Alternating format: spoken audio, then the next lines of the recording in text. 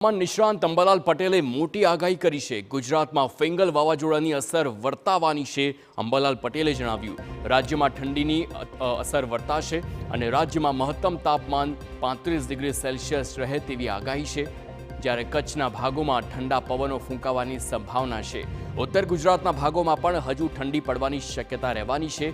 મધ્ય ગુજરાતમાં જે તાપમાન છે, લઘુત્તમ તાપમાન 18 ડિગ્રી સેલ્સિયસ રહે તેવી સંભાવના છે। મધ્ય અને ઉત્તર ગુજરાતના કેટલાક ભાગોમાં વાદળછાયું વાતાવરણ પણ રહેશે। દક્ષિણ ગુજરાતના વિસ્તારોમાં વરસાદી છાંટા પડવાની પણ શક્યતા છે।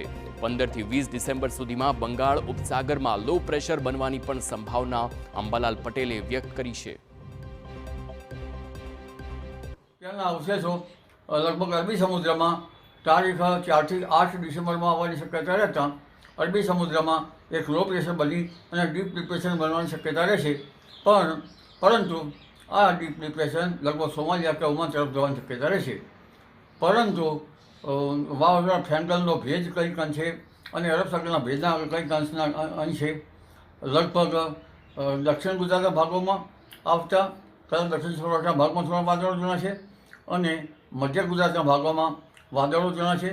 ઉત્તર ગુજરાતના ભિન્ન ભિન્ન ભાગોમાં પણ વાદળો જણાશે।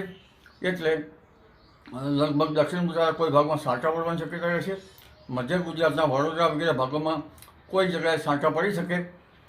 પરંતુ ત્યાર પછી પણ બંગાળ ઉપસાગરમાં લગભગ તારીખ 15 થી 20 કે એ આજુબાજુમાં બીજું એક લો પ્રેશર બનવાની શક્યતા છે।